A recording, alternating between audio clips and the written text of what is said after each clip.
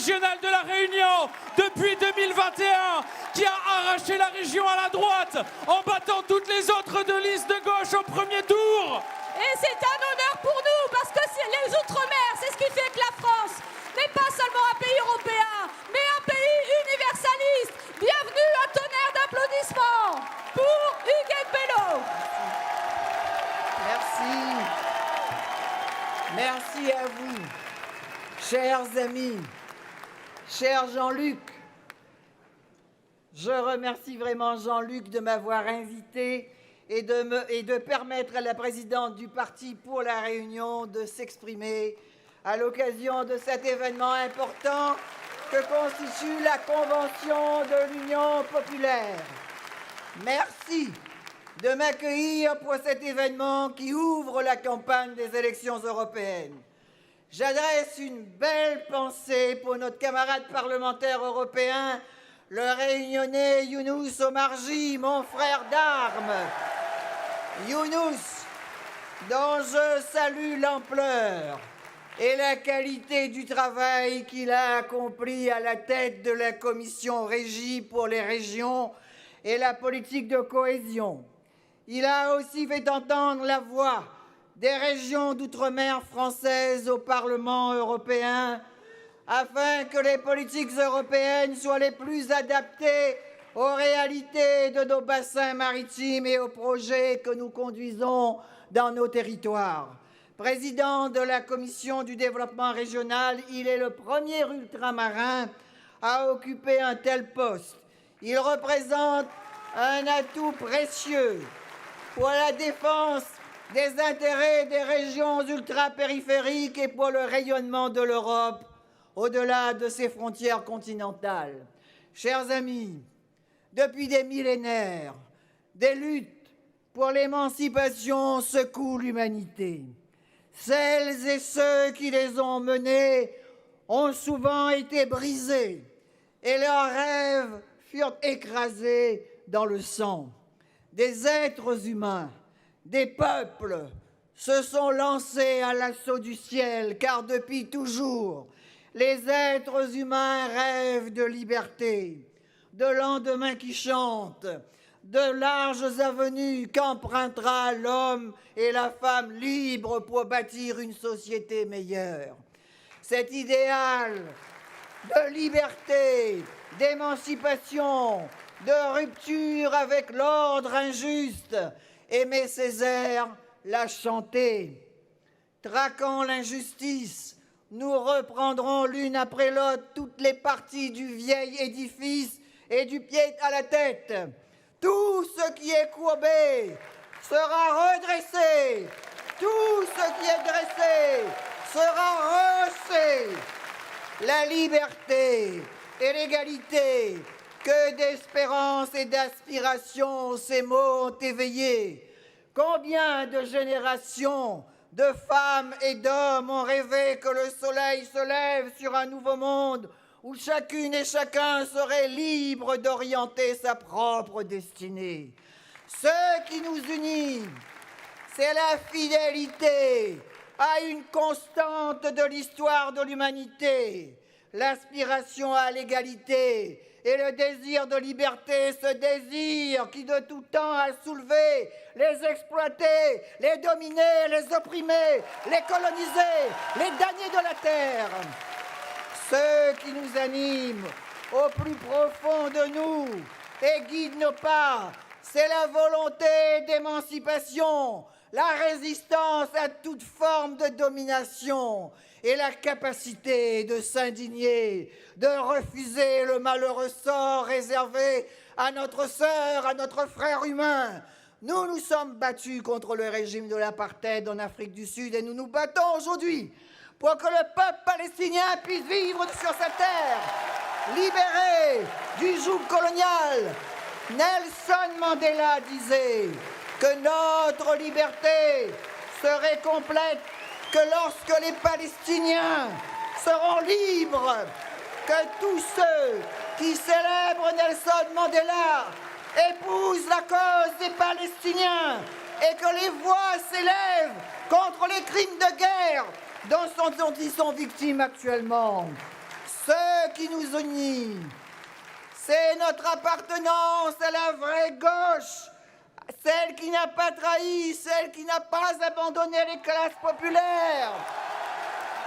La vraie gauche, la gauche authentique, celle qui reste ferme sur ses valeurs, éthique, transparence, démocratie, justice sociale, solidarité, développement durable et écologique. La gauche authentique, celle qui ouvre une espérance au peuple, celle qui n'a pas renoncé à lutter pour redonner une voix aux invisibles et accompagne les Outre-mer dans leur combat fondateur de la démocratie, parce que jusqu'ici mutilée, parce qu'elle s'est constituée sur l'exclusion d'êtres humains.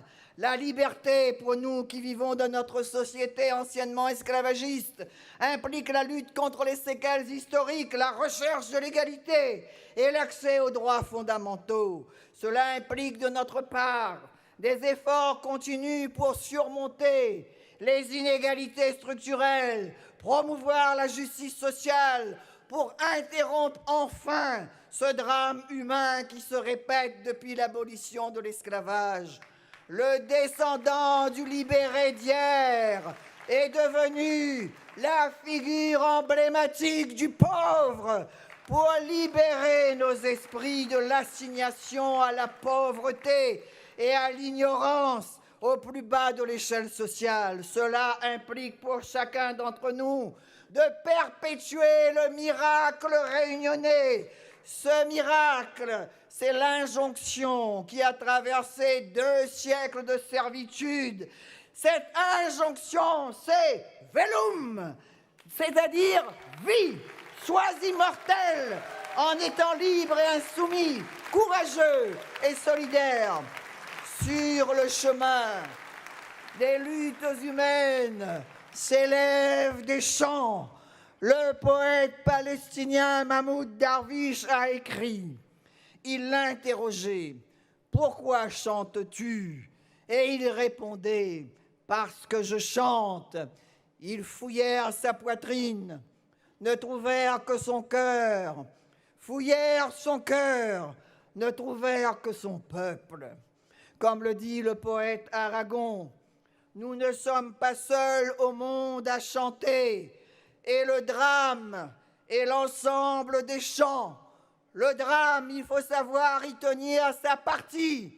Et même qu'une voix se taise, sachez-le, toujours le cœur profond reprend la phrase interrompue. En ce début du XXIe siècle, le cœur des femmes et des hommes continue de s'élever partout dans le monde et les Outre-mer y tiennent leur parti car injustice et inégalité se perpétuent et pèsent sur les sociétés ultramarines. 2 siècles après l'abolition de l'esclavage, l'histoire conscience en appelle à chaque ultramarin et l'interroge. Toi, l'héritier du code noir, de la nuit marronne, du sel amer, la nuit du nègre soufflé et du chien, héritier de l'engagisme et des luttes anticoloniales, que fais-tu au temps présent de ce passé? Ce passé, vas-tu le noyer dans l'embrasement populiste réactionnaire et xénophobe proposé par l'extrême droite qui n'a pour sens que l'artifice de la haine et pour goût l'amertume de l'oubli de tes origines et des combats de tes ancêtres? Antonio Machado clame pour toi. Tout passe et tout demeure. Mais notre affaire est de passer en traçant des chemins. Le chemin que nous traçons est le chemin de la liberté. C'est à cette longue marche de l'humanité vers l'émancipation, le mieux vivre, le mieux-être par la solidarité et la justice que nous participons tous à l'Union populaire, au sein de l'Union populaire. Quelle autre route sinon? La route de l'esclave, là où marche le maître et l'esclave, l'un le fouet à la main, l'autre à genoux, l'un s'enrichissant avec le sucre, l'autre mourant à couper la canne à sucre, l'un touchant un parachute doré, l'autre un SMIC, l'un actionnaire ventru et repu, l'autre peinant à se nourrir dans un logement insalubre. Cette route-là n'est pas pour nous. La Réunion, avec l'Union populaire, avance sur la route de l'égalité et de l'émancipation, d'un pas ferme et décidé. Nous sommes le chemin, nous sommes la vie, nous sommes la vérité. Cet exodus salvateur de l'humanité, en marche vers un monde meilleur, est le chemin inverse de l'exode cruel imposé à des dizaines de millions d'esclaves et engagés dont les descendants vivent dans diverses régions du monde, dans les Outre-mer et ici en France. Ce monde meilleur est à construire au sein de l'Europe, mais l'Europe, telle qu'elle a évolué, a trahi ses espérances d'origine pour aboutir à un vaste marché commun, le plus ouvert de la planète, le plus offert à la voracité des multinationales et dirigé par la technocratie. Handicapés par les égoïsmes nationaux, affaiblis dans la bataille que se livrent les superpuissances planétaires, menacées par le national-populisme en reconquête, elles peinent à se faire entendre dans la conduite des affaires du monde. Les peuples s'en détournent. Pourtant, l'Europe est nécessaire, mais elle doit devenir démocratique, solidaire et forte. Deuxième entité économique du monde, elle doit avoir pour fondement la solidarité et l'égalité et devenir l'Europe sociale du développement durable et de nouvelles relations avec le reste du monde. Dans ce monde globalisé, au sein de l'Europe, la France, pour s'adapter à la mondialisation néolibérale, détricote son modèle social, rétrécit sa base productive, limite son influence dans le monde, perd son âme et se dissout avec résignation et abandon dans la mondialisation néolibérale. À l'heure d'un mondialisme apatride, la France doit redevenir cette grande puissance à vocation universaliste, porteuse d'un modèle de société, avec une vision d'avenir et faire valoir ses valeurs et ses intérêts en Europe et dans le monde. Pour cela, il lui faut avant tout renouer avec la justice sociale, assurer son redressement productif et rayonner à l'international à travers une diplomatie respectueuse. Pour cela, la France n'est pas dépourvue de moyens. Aujourd'hui, 6e ou 7e puissance mondiale, elle fait toujours partie des pays modernes et développés. La France est le seul pays du monde présent sur 4 océans. Grâce aux Outre-mer, à l'image de l'empire de Charles Quint, le soleil ne se couche jamais sur la France. À l'Union européenne, les territoires ultramarins assurent une présence dans des zones géographiques stratégiques recouvrant d'importantes potentialités, dont les exemples les plus remarquables sont les secteurs de la pharmacologie, les énergies renouvelables et de l'aérospatiale. Le centre spatial guyanais est la principale base de lancement de satellites et fusées de l'Union européenne. En plus de doter l'Union européenne d'une biodiversité terrestre et marine d'importance mondiale, les Outre-mer l'enrichissent de sa diversité culturelle. Malgré ses atouts, la France reste dans une vision métrocentrée. Et cette vision conduit à une négation inconsciente de l'outre-mer ou une réduction de notre horizon aux limites de l'Hexagone. Quant à l'Union européenne, elle est frappée d'eurotropisme. Elle est, comme le dit Younous Omarjee, un archipel qui s'ignore. Pourtant, près de 5% de la population de l'Union européenne, c'est-à-dire 20 millions d'habitants, vivent sur 2400 îles réparties sur tous les océans. C'est pour cette raison qu'il nous faut penser non plus en terrien, mais en mérien et en océanien. L'océan est le berceau de la vie sur Terre, l'architecte de l'atmosphère et du climat. Et si notre passé est indissociable de l'élément marin, notre avenir l'est tout autant. La mer est l'avenir de la Terre. Mais pour combien de temps encore? Nous le savons, les océans sont soumis à d'intenses pressions et pollutions. Restaurer leur santé est un enjeu fondamental. C'est même une évidence et une urgence au regard du rôle capital joué par les écosystèmes marins et côtiers dans la régulation du climat et l'atténuation des impacts des dérèglements climatiques.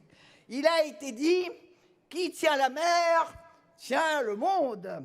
Avec plus de 10 200 000 km², la France offre à l'Europe la deuxième puissance, le deuxième domaine maritime mondial. Sur ce total, les espèces maritimes ultramarines en représentent 97%. Notre présence française ultramarine nous confère évidemment de grandes responsabilités car les enjeux maritimes sont nombreux et multiples dans les domaines de l'économie bleue, de la pêche ou encore des énergies marines. Ils sont aussi d'ordre sécuritaire et géostratégique. On ne le dit pas suffisamment, mais grâce à ces outre-mer, la France est présente dans une dizaine d'organisations régionales. Les outre-mer sont par ailleurs un levier de puissance pour la stratégie Indo-Pacifique française. L'Indo-Pacifique concentre 60% de la population mondiale, un tiers du commerce international et d'ici à 2030, environ 60% du PIB mondial. Grâce à ces 6 territoires du Pacifique, la France est une nation souveraine de l'Indo-Pacifique qui abrite 1 600 000 citoyens français. La France, grâce aux îles de l'océan Indien et celles du Pacifique, est présente dans l'une des zones du monde les plus stratégiques et les plus susceptibles de conflits du fait de la rivalité entre les grandes puissances. Elle doit afficher des ambitions en matière de sécurité des trafics maritimes, de sécurité des populations et de surveillance des mers. Enfin, parmi les enjeux les plus prégnants figurent ceux liés au climat et à la protection de l'environnement. Selon la Banque mondiale, 35% des stocks mondiaux de poissons sont surexploités contre 10% en 1990. Plus d'un tiers des espèces de coraux sont menacées d'extinction. Les Outre-mer représentent 80% de la biodiversité française. La France est le 4e pays au monde pour ses récifs coralliens. À l'heure où les enjeux environnementaux sont devenus centraux, ils replacent nos espaces maritimes ultramarins au cœur des défis à relever. Ils sont aux avant-postes des changements climatiques. Seul pays présent sur tous les océans, la France a donc un rôle majeur et une responsabilité particulière dans l'avènement d'un modèle de développement maritime vertueux qui passera nécessairement par les Outre-mer. Permettez-moi ici une remarque pour signaler que ni la Constitution française ni la Charte de l'environnement ne comportent les mots « mer » et « océan ». En 2018, lorsque j'étais parlementaire, j'avais réussi à faire adopter de justesse un amendement pour rectifier cette anomalie, mais vous le savez que la réforme constitutionnelle a été suspendue et les choses sont restées en l'état. Je ferme cette parenthèse, quand même éloquente, pour signifier que ce 21e siècle à vocation maritime, l'économie bleue offre de très nombreuses perspectives, mais à 2 conditions. La première est que l'économie bleue sera durable ou ne sera pas. La deuxième est que rien en matière maritime ne peut se faire sans les populations des Outre-mer. Des discours sublimes ont été prononcés depuis des siècles sur la dimension maritime de la France. Les actes n'ont pas toujours suivi les paroles, au grand regret d'Armand Jean Duplessis Cardinal, duc de Richelieu, grand maître, chef et surintendant général des mers, navigation et commerce de Louis XIII, qui a dit « Les larmes de nos souverains ont le goût salé de la mer qu'ils ont négligé. L'avertissement est toujours d'actualité. Les océans sont au carrefour de toutes les transitions majeures qui sollicitent notre époque. Et ils sont aussi le lieu de toutes les pressions et pollutions. Bien commun de l'humanité, le défi pour l'océan est immense. Il est vital. Le 9 juin, l'occasion sera donnée au peuple de la France hexagonale et ultramarine d'ouvrir une nouvelle page en accordant leur vote et confiance à la liste de l'Union populaire conduite par Manon Aubry. Comme nos compatriotes de la France continentale, la Réunion ne doit pas rater le rendez-vous avec cette page d'histoire qui s'ouvre pour l'Europe. Nous, les Réunionnaises et Réunionnais, sommes filles et fils d'exilés, de femmes et d'hommes venus d'Afrique, d'Asie, d'Europe, d'Inde et qui non seulement ont contribué par leur lutte, leur désir de dignité, leur désir de liberté à l'universalité des droits humains, mais ils ont eu de surcroît la force de transmettre leurs pratiques sociales et culturelles et de bâtir dans l'adversité une société créole réunionnaise qui préfigure le monde futur qui s'annonce déjà. Ce futur se construit sur l'espérance d'un monde meilleur et sur une vision, celle d'une nouvelle humanité dont la vitalité est nourrie par la diversité, celle d'une nouvelle Europe qui a la caractéristique du monde créole, accueillante et inventive, ouverte et partageuse, espace de mixité culturelle où êtres humains, religions, cultures se respectent, s'enrichissent des différences pour renforcer l'unité. Notre société créole réunionnaise est ancrée dans de solides valeurs humaines héritées de notre histoire. Le courage, l'insoumission, la solidarité, le sens élevé de l'intérêt général et le souci de rassembler dans le respect de l'altérité. Et c'est à la lumière de ces valeurs que nous devons bâtir l'Europe en commun. C'est aussi à la lumière de ces valeurs que nous soutenons la liste de l'Union populaire pour faire société, pour faire lumière ensemble, pour rendre notre société plus lumineuse, c'est-à-dire meilleure. Cette lumière qui repousse les ténèbres, devant laquelle reculent les forces de l'oppression, de l'asservissement et du racisme, c'est la lumière de la liberté. Le poète réunionnais Boris Gamaleya disait « C'est dans la liberté que naît le Dieu visible. Alors, faisons vivre la liberté tous les jours. Nous y parviendrons avec d'autant plus de détermination et de persévérance que nous rassemblons nos forces, que chacun de nous ait le courage et la volonté de construire solidairement cet autre monde, cette autre Europe. Mes chers amis, fidèles à ce qu'est l'île de la Réunion, terre d'insoumission et de résistance, fidèles à tout ce que nous partageons ensemble, fidèles à ce que nous sommes, des femmes et des hommes libres, avec mes amis sur l'île de la Réunion et bien sûr avec Younous, avec Jean-Hugues, je prendrai toute ma part pour œuvrer en faveur du rassemblement de l'Union populaire et porter haut la liste conduite par Manon Aubry vers la victoire. Comme Simon Def, celui qui ne courbe pas la tête, maître de nos destins, capitaine de notre âme, faisons vivre la liberté, faisons vivre l'égalité, faisons vivre la sororité, faisons vivre la fraternité. Et je terminerai en disant « Untung gagné ni fafan » et que vienne la liberté. Merci Huguette Bello. Alors la prochaine table ronde va porter sur un enjeu essentiel pour nous, la bifurcation écologique. Nous sommes la seule liste à penser la bifurcation écologique de façon globale parce que nous pensons que pour ça, il faut changer l'économie, la production. Regardez la révolte des agriculteurs, c'est un enjeu européen. Et face à cela, le gouvernement a fait des annonces, il ne propose rien. Nous refusons les accords de libre-échange. Nous refusons la concurrence débridée.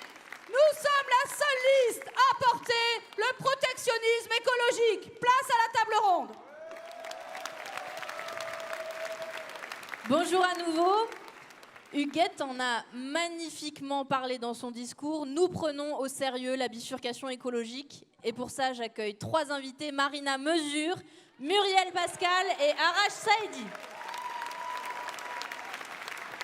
Nous serons la seule liste qui portera l'opposition totale au traité de libre-échange, Aurélie vient de le dire, contre la droite, les macronistes, les socialistes qui gouvernent ensemble depuis toujours, en réalité, cette Union européenne, qui n'a fait que du greenwashing, des écrans de fumée, comme la PAC actuelle avec les nouveaux OGM, comme par exemple aussi le marché carbone qui aujourd'hui ne sert qu'à donner bonne conscience aux multinationales qui polluent.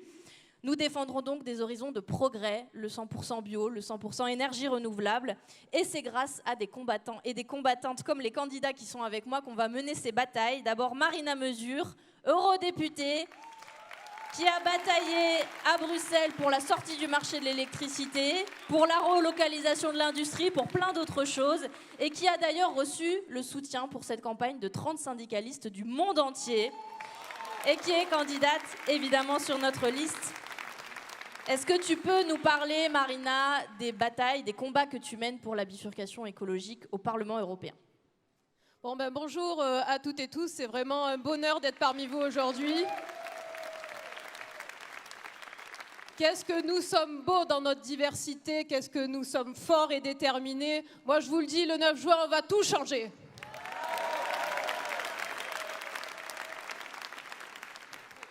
Alors, dans cette campagne qui s'annonce rude, certains vous diront il va falloir choisir entre la fin du monde et la fin du mois. En général, ceux qui vous disent ça, c'est souvent ceux qui vont favoriser ce système qui fait en sorte que de plus en plus de monde galère à la fin du mois.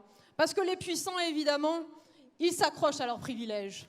Et les privilèges, ils savent qu'ils sont entravés par le changement climatique. Pourquoi? Parce que le changement climatique nous remet sur le partage des richesses.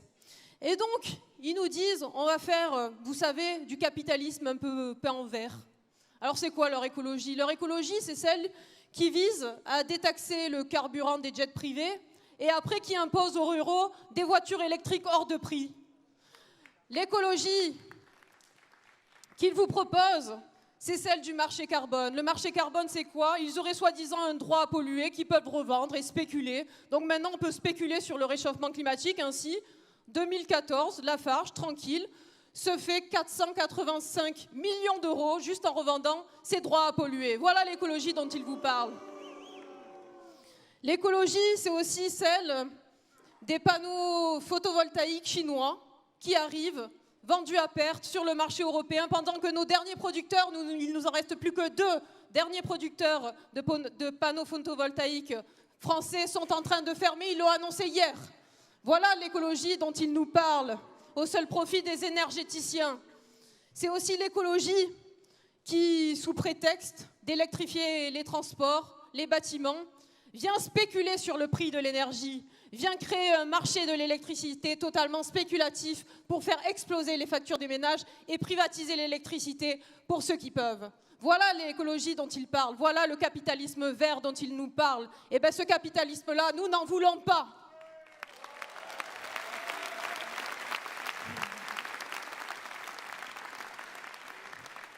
Notre écologie à nous, c'est l'écologie populaire. Notre écologie à nous, c'est la conviction que lutter contre le changement climatique est une formidable avancée sociale. Pourquoi? Parce que l'écologie que nous prenons, c'est notamment l'instauration du protectionnisme solidaire qui va faire en sorte de relocaliser la production et d'avoir des emplois dignes.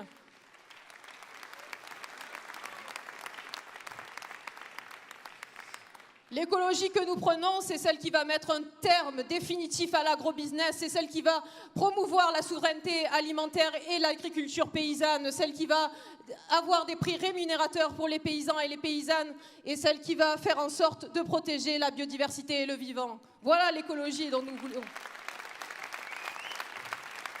Ouais.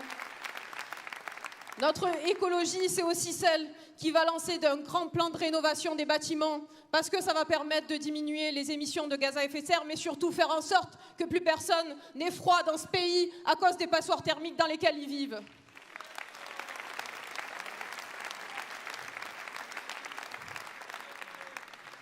Et enfin, cette écologie, c'est évidemment celle qui reprendra la main sur le secteur énergétique, qui ne la laissera plus entre les mains du privé pour contrôler les factures d'électricité et faire en sorte que nous gérons collectivement ce bien commun.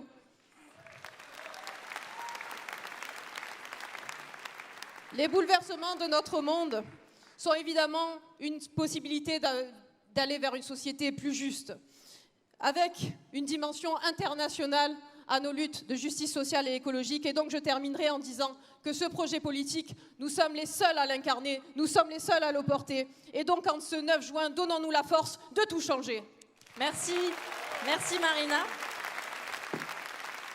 Et j'ai le grand plaisir d'accueillir aussi Arash Saedi, ancien coordinateur de Génération et candidat sur notre liste. Alors Arash, qu'est-ce qui t'a poussé à te dire que c'était avec nous le rassemblement pour mener le combat pour la bifurcation écologique? Bonjour, quelle énergie!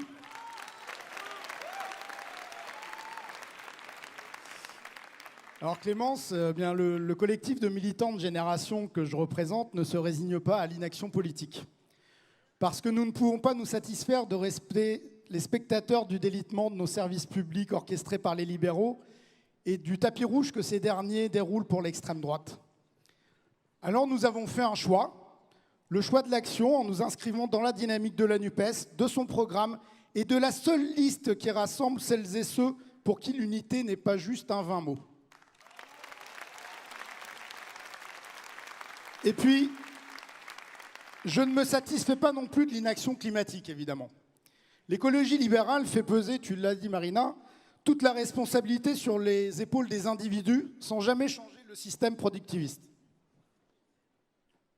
Elle n'a aucune chance d'avoir un impact concret sur le changement climatique et en réalité pas d'autre objectif que de simplement faire illusion. Alors on culpabilise ceux qui n'ont pas d'autre choix que de manger des produits importés qui ne respectent pas nos standards environnementaux et sociaux, ceux qui n'ont d'autre choix que de prendre leur voiture parce que les réseaux de transport en commun et le rail ne sont pas assez développés, ceux qui n'ont d'autre choix que de monter leur chauffage car ils vivent dans des passoires énergétiques.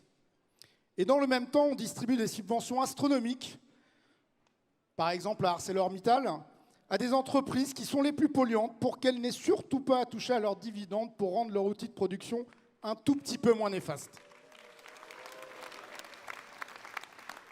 Alors une écologie populaire, c'est agir sur le cadre de vie, l'aménagement du territoire, la production de logements bien isolés qui permettent les économies d'énergie. C'est pas distribuer des pulls ou croire que les lois du marché vont par magie rendre le système productiviste plus vertueux. Chers amis, vous avez l'habitude de le dire, il faut changer radicalement les règles du jeu parce que l'écologie sans anticapitalisme, c'est du jardinage. Et je fais mienne cette phrase.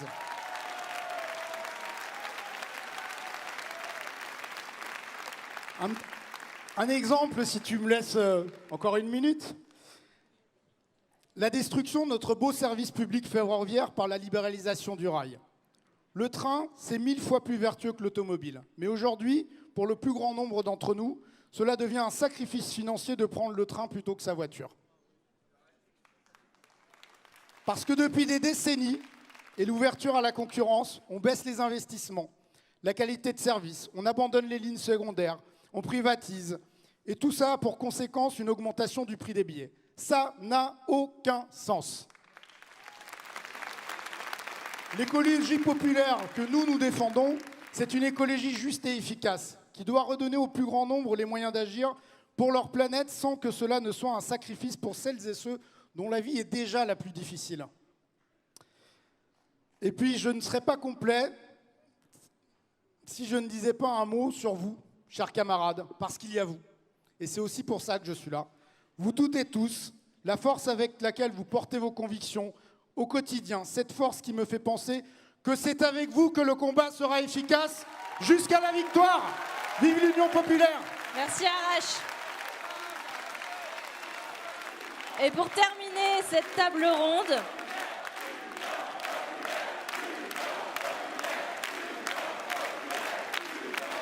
Pour terminer cette table ronde, Muriel Pascal, qui est apicultrice et qui a laissé ses ruches pour venir à notre convention aujourd'hui et qui va nous parler de la bifurcation pour l'agriculture. Muriel. Oui, bonjour à toutes et tous. Merci d'être là. Je vais vous parler un petit peu d'apiculture et d'agriculture. Alors que nous consommons plus de miel en France que ce que nous produisons, les apicultrices et les apiculteurs français n'arrivent plus à vendre leur miel. Le miel d'import est venu supplanter le miel français dans la grande moyenne distribution, car à moins de 2 € le kilo, les conditionneurs ont massivement acheté du miel d'importation. Les rayons de nos supermarchés en sont remplis. Le consommateur n'y voit que du feu, car l'étiquetage est sévèrement trompeur. Le miel, en fait, c'est du faux miel fabriqué à partir de sucre en provenance de Chine. Mais cela reste compliqué à détecter, car les méthodes d'analyse de chaque pays ne sont pas toujours fiables et les contrôles sont largement insuffisants. Le 30 novembre, les apiculteurs et les apicultrices ont alerté les pouvoirs publics en manifestant à Paris. Nous avons vidé des rayons de miel, nous avons stické des pots de miel d'import. Et à ce jour, rien n'a vraiment bougé, à part la réglementation pour un étiquetage plus transparent, votée récemment au Parlement européen et qui a été défendue par les élus de la France insoumise, dont Marina, que je remercie.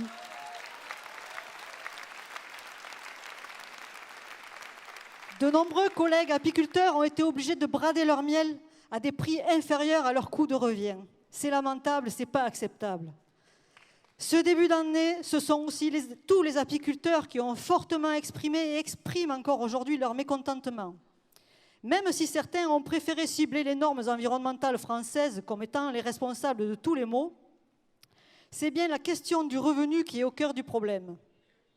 Les multiples accords de libre-échange ont mis les paysans et les paysannes de l'Union européenne et du monde entier en concurrence, alors que les normes sociales et environnementales sont différentes dans chaque pays.